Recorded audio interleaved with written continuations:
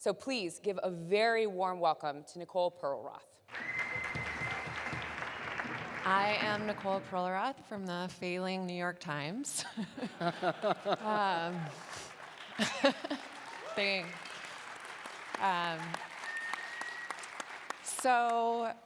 just say a few things about how I got into this, and then we can move into a sort of fireside chat. But about 6 years ago, I had what now was actually a pretty luxurious job writing for Forbes magazine. I was writing about venture capital and startups. And one day, the New York Times called and they said, we're looking at you for this job, but we're not quite sure you're going to be interested in it. And I said, well, you're the New York Times. I'm probably going to be interested in it no matter what. How bad could it be? And they said, it's cybersecurity. We want you to cover cybersecurity. And I just thought, oh my God, that's so boring. Like, I'd been covering Facebook. The company hadn't IPO'd yet. I'd been covering all these Silicon Valley startups. And I just thought, they want to take me off this gravy train to go cover cybersecurity. So I ended up taking the job. And to be honest, I think that they thought I was going to be covering it on some corner of the website. Someplace no one was really going to be reading it, but occasionally just this crazy stuff was happening in cybersecurity land. Among them, the New York Times was actually hacked by China, and I was embedded with our security team for several months trying to figure out what they were after, what they were doing. And really, things have only gotten crazier from there. If you haven't seen my byline lately, it's because I've actually been taking some time off to write a book to gain some perspective on what I've been covering for the last 5 years.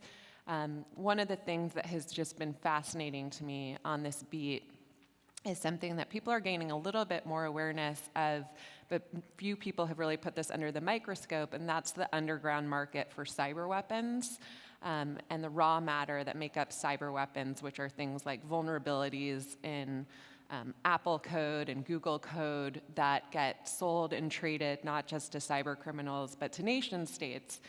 And I still have trouble wrapping my head around this concept that our own government is willing to pay hackers to keep gaping holes wide open in software and hardware so that they don't get patched, so that they can use them for espionage, or in the likely or unlikely event we might have to drop a cyber weapon someday.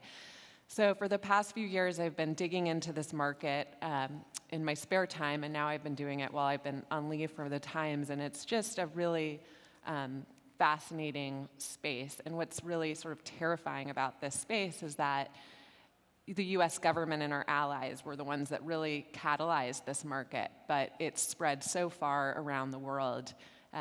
One little anecdote I'll share with you is that the book took me to Argentina, where I ended up meeting some hackers who sell these coding vulnerabilities and exploits to governments. And I sort of got pretty nervous during the interview, and I said, so, who won't you sell this code to? Like, do you only sell this to the US and Western governments? And this Argentine hacker said, Nicole, last time I checked, the country that bombed another country into oblivion wasn't China or Iran. And if that just gives you a sense of just how this market has shifted, the supply has shifted, the demand has shifted, and it's a really unchecked marketplace. So that's what I've been working on recently. I'm happy to talk about that, or Russia, or the New York Times. Fire away. Well, I'm going to open up with some questions of Nicole, and we're really delighted you're here. Your reporting has brought you a lot of attention yourself, and I wonder what you do to defend yourself against being a target of hackers and perhaps even disinformation campaigns that might be designed to embarrass you. How do you protect yourself? This is a good question. I went through a phase where I got really paranoid. There was one point when we were doing this investigation into Chinese cyber espionage where I became convinced that my cable box in my apartment was some kind of Chinese spy device. And finally, I just said, no more. When in fact, it was the Chinese fast food menu. Yes. Right. Yes. Yeah, the Chinese restaurant. Yes. Gregg is referring to a story about the story I did, it was a case where Chinese hackers had tried to break into an oil firm, and they weren't able to do it. So what they did was very clever. They found out which Chinese restaurant some of the employees were ordering from, and they infected the PDF menu of the Chinese takeout restaurant, and that's how they ended up breaching the oil company. Another idol smashed. Yes. No, but what I do is I have become a real evangelist at the New York Times for reporters starting to take this really seriously. So I use Signal. I used Wicker for a while. I'm pretty paranoid about which encryption apps I use, but that's how I communicate with sources.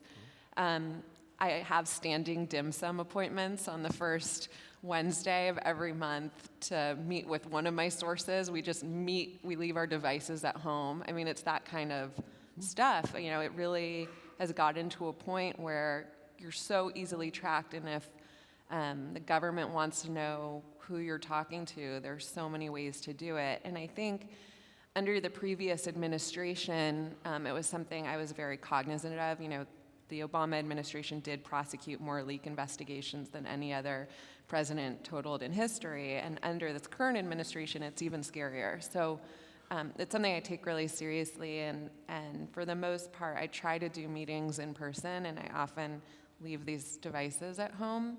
But I also have educated myself on encryption and use PGP but predominantly So you have to Signal. be very disciplined, and it's an elaborate process. Have you ever been approached by the intelligence community of the United States to work on their behalf? No, not yet. Not yet. Very good. I'm relieved. Now, you're working on an anticipated book, which has a working title of "This is How They Tell Me the World Will End." And I'm wondering, what is the peril, and what is the fear about how the world will end? Is it the internet that will end, or is it the physical reality that will be affected? You know, when I took on this beat, there was a lot of what hackers call FUD in the space, which stands for fear, uncertainty, and doubt.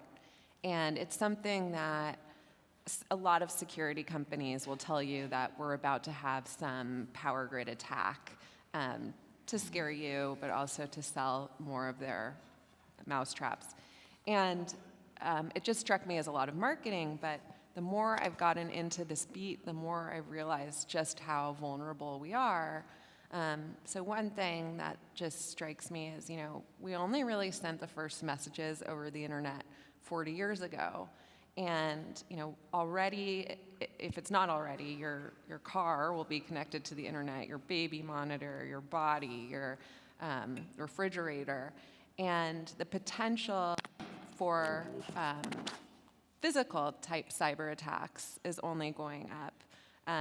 And so you think about what the internet's going to look like in 10 years or 20 years or 30 years, and you think about how many oil rigs and hospitals and the power grid and smart cities and traffic systems are all hooking up online. And to this point, we're at this sort of fuzzy space where there are adversaries out there who want to do us harm, and they've decided that cyber is really the best way to level the playing field. And they're not perhaps sophisticated enough to pull off one of these attacks just yet, but a lot of people think it's only a couple years down the road. And I used to hate people who said things like this, but the more I've dug into the beat, the more I've realized just how vulnerable we are. And a lot of the investment at the intelligence agencies has gone into offense, and there's been very little investment on the defense end, even as the United States has become one of the most vulnerable targets.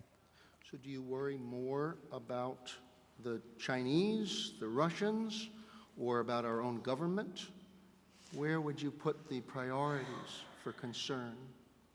I'm just really concerned about what's going on right now with the Russian disinformation campaigns. That has been one of the most frustrating topics I've ever covered. When the DNC was first hacked and WikiLeaks first started dumping these documents online, I wrote a couple stories about what they call attribution, you know, who did this. And Attribution is never 100%, but in this case, it was pretty damn good. And the people who were working on this hack and the attribution that they had was just about as good as it gets. But the fact that we were reporting this and people were saying, including our president at the time, it could be a 400-pound hacker who is doing this was incredibly frustrating. And, the brazenness of it, I think, has been really surprising to a lot of people in the intelligence community and really caught us off guard. Mm-hmm. So you think the U.S. is behind in defending against these attacks? I think we are the most advanced in offense. I think we're woefully behind in defense, and I think we're pretty naive about how far these attacks can go. Mm-hmm. One of the things that really got missed in the Sony hack, for instance, there was a lot of attention to what was leaked, and some of these like Adam Sandler is a bad actor emails, mm-hmm. But there wasn't so much attention paid to the fact that they destroyed tens of thousands of Sony servers. And so those kind of physical destructive attacks are also something I worry about quite a bit. A couple of brief questions before we go to the audience. So back in 2014, you quoted Brian Krebs, the computer security expert, saying, "I realize that if security breaks down, the technology breaks down," which makes me wonder, are the flaws in the technology the problem that we face on the web, or is it flaws in the human beings that are running the web? It's both, but I'm glad you asked. I remember when Facebook was going public, they had that very well-known motto, move fast and break things.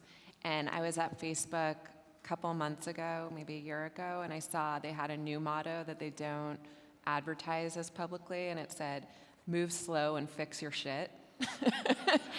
And I just thought that was great, because I think there's just this growing awareness that the reason we're so vulnerable is because we have tons of vulnerabilities in our code, and there's been very little incentive until recently to patch those vulnerabilities. And now you're starting to see this movement towards bug bounty programs, which I think are really fantastic. Google and Facebook and even Apple, who's been really reticent to do this until recently, now offer bounties for people who point out serious vulnerabilities in their code, and I think that's a big step forward. But it's interesting. I mean, even if you lock down your code, there's that story I mentioned earlier about the creative way the Chinese hackers were able to break into that oil firm through a Chinese takeout menu. So it's, they say it's always the weakest link. Mm-hmm. I'm heartened by the fact that there's a lot of education efforts out there now to not get spearphished and not click on stupid crap. And like John Podesta did. Yes, unfortunately, John Podesta, poor IT guy who told him it was a legitimate email link. I think about that guy often. Last question before we go to the audience. You hit upon it a little bit. Do these subjects depress you? And where do you find a source of hope for society going forward when we're so dependent now on digital media and digital communications? It's really depressing. It's very depressing. I think the only thing that depresses me more is global warming. Like, I joke that after I get burnt out on this beat, I just want to move to the home and garden beat, and then the New York Times shut that down. So I don't know which one of these things is more depressing. But I guess I get hope in kind of what I just mentioned now about Facebook's new motto being like, slow down, this is important, security is important. And so many people have been breached now. I mean, at this point, it's like everyone and their mother has been hacked, that people are really starting to turn on two-factor authentication and not click on stupid links and take this stuff seriously. But even that's a little bit sad that we've got into a point now where you have to consider what's in your email messages public. So I don't know. I take hope in hanging out with my dog, and that's about it. What's your dog's name? Homie. Homie. Well, that's very hopeful. Well, let's open this up to questions. And again, Nicole's work has just been such path-breaking work, and we're looking forward to some questions for those of you who have been familiar with it, as well as those who are just getting introduced to her extraordinary work, and thank you for taking these. Am I picking folks? Perhaps. Young man. Yeah, I'll take my cap off so that it'll be clear I'm not just being biased to people with caps. Beyond like malicious attacks, stuff that is very much attacking oil companies or big companies, do you see any progress being made in the realm of preventing data from being used against people? Like there's a great story about a company out of the UK that created the algorithm that kind of maybe drove Brexit and the Trump election in terms of using number of likes people had on Facebook to determine what they were afraid of and what they wanted, and then changing the campaign based on what place they were at and what kind of psychological data they had. So where do you see any progress being made in terms of preventing people from just being taken advantage of psychologically by the data that they provide through the Internet of Things? Okay, very good. It's like Homeland is real. I don't know if you've been watching Homeland, but it's like actual real life right now. Yeah, I mean, I am really distressed at some of the propaganda campaigns that were happening in the lead up to the election and this fake news BS that, somehow the administration has been able to kind of seize and turn back on the media.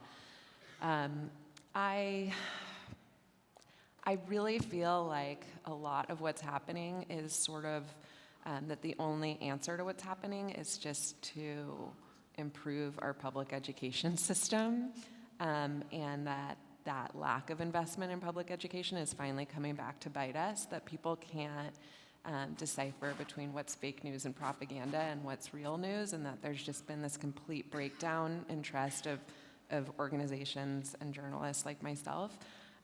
So it does distress me. I don't know what else there is to do about it besides, I take heart in the fact, for instance, Facebook, I saw just started this new program to sort of alert people when some of the links that are appearing in their news feeds appear to be fake news or have been fact-checked to be, some illicit other form of information. So maybe that's a step forward, but yeah, I'm distressed, and I haven't been covering it because I've been focused on this cyber weapon thing, but I hope it's something that we start addressing in elementary schools. When is your book expected, by the way? I forgot to mention. I'm just up against a deadline now, but not till next spring. Next spring, so about a year from now. Yeah. Okay, well, very good. Other questions? Other questions? Yes, young man. And those who want further questions, if you raise earlier, I'll be able to identify you earlier. So you mentioned covering Facebook earlier, and I've been curious, since the election, there's quite a bit of pressure put on Facebook's leadership, specifically around the fake news issue. And the notion, it seems, of editor-in-chief is changing. If a platform like Facebook can reach 5 times the audience of all leading newspapers in the world, how do we design new standards of journalism that take the spirit of journalism into the space that we as developers building platforms occupy? I don't know, I would turn that question back on you. I mean, we need help. And it's scary how much people have just been getting their news in their echo chamber of whatever their friends are posting. I mean, sometimes I post articles on Facebook and I feel like I'm just constantly preaching to the choir. There's no one disagreeing with me anymore. I don't know where those people have gone. I'm definitely in my own echo chamber. And then just at the New York Times, sometimes I feel like we're in our own echo chamber and we're not reaching the audience that we need to be reaching. And there's a lot of talk at the New York Times about diversity, not racial diversity, but in hiring journalists from places in America that don't even get the New York Times to try and represent those viewpoints. But from a developer standpoint, I don't know. I think we just need help. I think we need a lot of ideas, and we're in a very experimental phase now at the New York Times where we're trying to figure that all out. So if you have any ideas, please send them my way. Very brave and honest, sincere answers. And I'd like some questions from women, if we have some that are raising their hand. And no? Okay, you young lady there on the table. Thank you.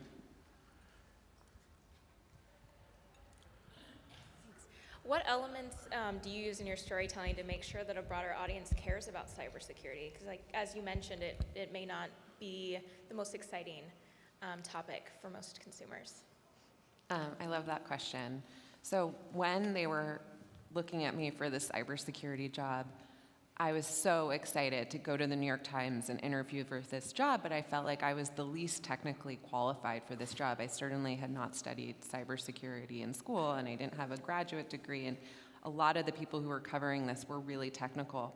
So throughout my interviews, I kept saying, you know, there's a lot of great cybersecurity journalists out there. I don't know if you want to hire me.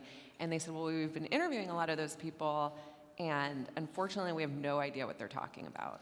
So I think they just brought me in more for the storytelling abilities than my technical background. And I'm glad they did, because I do think this is something that's been missing. And I'll just talk about one story I did recently, and it was, you know, one thing that gets talked about a lot is how hard it is to trace back attacks to the actual attacker, that these attacks get routed through so many decoy servers around the globe.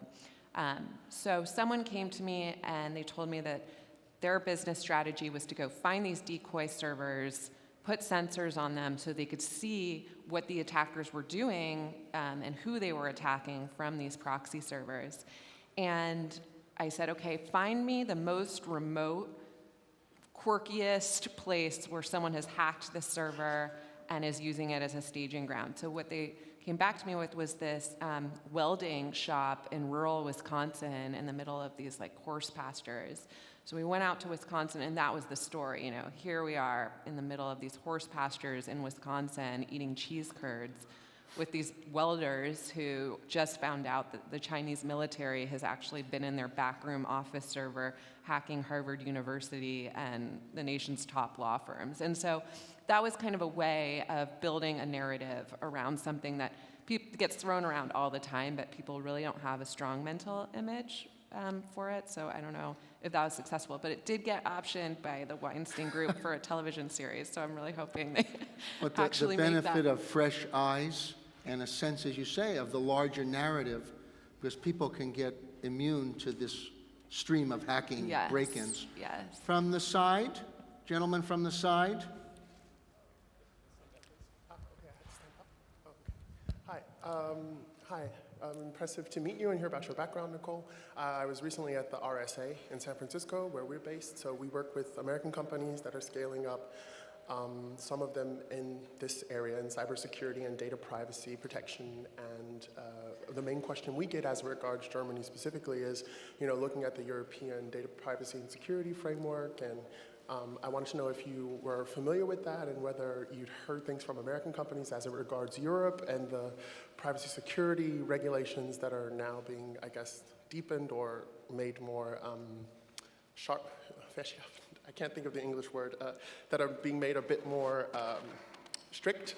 And then also, especially with regards to the recent case with WhatsApp last year. So Facebook was transferring data from WhatsApp users, the messaging app, and was demanded by a German court to stop this. So these are the sort of the data issues that I, as a business development agency working on behalf of the Bavarian government, deal with, especially as it regards companies from the US concerned about data regulations in the EU. And maybe you could shed some light or your experience or what you've heard or worked with on that front.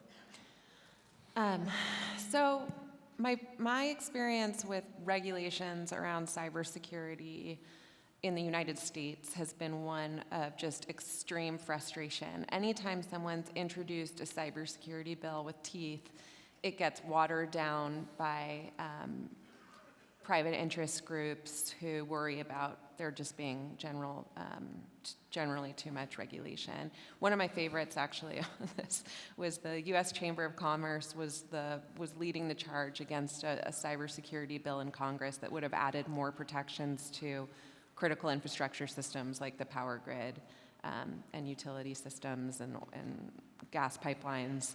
And the U.S. Chamber of Commerce was leading the charge against this regulation, and then it turned out they themselves were hacked by China during this process. And not only that, but even after the FBI had cleaned up their systems, It turned out one of the thermostats in one of their corporate apartments was still communicating with an IP address in China. So sorry, that was a tangent, but just gives you a sense of, I don't think people really understand this enough to actually be regulating it.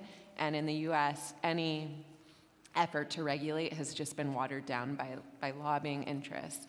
In Europe, it seems like most of the legislation has really been around privacy and the right to be forgotten. And I have not been doing the bulk of the reporting there. A lot of our European correspondents have. But it's certainly, they have a completely different experience with privacy in Europe than we do in the US, and it'll be interesting to see where that goes. I think what's been most disturbing has been kind of this knee-jerk reaction to regulate abroad post-Snowden. So a lot of the sort of threats coming out of Brazil that they were going to force data localization laws to make sure none of their data left Brazil, for instance, just seemed like they didn't even really understand how the internet works. So just in general, I'm pretty skeptical that we can regulate our way out of this. I don't know what the answer is, but I think people are trying. I just think that the people who are proposing these regulations are not necessarily the ones that best understand the issues involved. Is this partly because the government has two missions? One, to make sure it can spy on Americans and international, and the other, that it needs to protect our privacy as well? Is Yes. that part of it, the contradictory missions? Yes, it is part of it. And, you know, we don't have a lot of standing internationally to talk about what nations can and cannot do in the realm of cybersecurity, because if you remember, you know, we're the ones that hacked into an Iranian nuclear facility and spun their centrifuges out of control. And once we reached across a border into another nation's nuclear facility, you don't have a whole lot of standing to talk about what nations can and cannot be doing in this realm. So it's a wild, wild west out there. One last question in the back.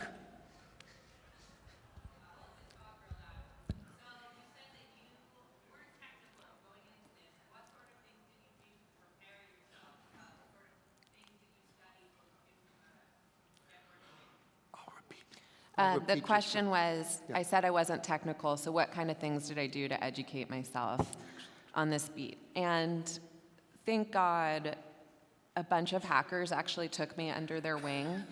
And I'll just tell you one. You know, one was this hacker who's pretty famous. His name's H.D. Moore. He's really good at breaking things and inventing things that break things, making things that break things. And he took me sort of on this like little tour of hacking the internet. He literally called me one day and said, you know, I can hack into any boardroom or hospital room or VC firm. Do you want to know how? And I said, okay. And so we set up this web connection, and next thing I knew, we were literally just in the web camera of televisions in boardrooms all over the world. And it was through this vulnerability where people were setting up their video conferencing systems behind their firewalls just for convenience, and they hadn't put any passwords on them, or they just used the manufacturer's default password, which was, of course, password or admin or something. So we were going around the world, and not only that, but you could, because the high def was so good, you could zoom in on like term sheets sitting on the table, and it was pretty crazy. And then he was showing me sort of a second step, which was lesson 2, was that even if we couldn't get into, say, the Goldman Sachs boardroom, we could get into a law firm, and if the law firm communicated with the Goldman Sachs boardroom through their video connection, and they had set up a trusted connection, that we could get from that law firm to, you know, whoever they were talking to. And in fact, we got to this law firm's video conferencing unit and could see on their speed dial the number one other location that they communicated with was Goldman Sachs boardroom. And at that point, we just kind of shut it down. But I ended up writing about this experience, and it was my first story at the Times, actually, and I made a really amateur move for a journalist, and I didn't call Goldman Sachs to give them the heads up that this was coming or to get comment, which I promise I do now all the time. But Goldman Sachs called me after the story published, and they said, we just want to let you know that you were lied to. We've been doing forensics for the last 24 hours. There's no way you could have gotten into our boardroom. We're not going to ask you for a correction, because we have a really good relationship with some of your colleagues, but we just want to let you know that you were snowed. And then it was like, click. And so for weeks, I just didn't sleep well. It was just this awful feeling like, did I really see Goldman Sachs boardroom? Maybe I shouldn't have trusted these people. And then 2 weeks later, I went to a VC dinner, and this guy sat next to me, and he said, hi, I saw you on the RSVP list, and I specifically asked to sit next to you to thank you because I own a startup that does security for video conferencing systems. And after your story published, Goldman Sachs freaked out, called us in, and had us completely redo all their video conferencing systems. Oh, wonderful story. Yeah. Let's thank Nicole Perlroth, and let's look forward to her book next year. Thank you so much.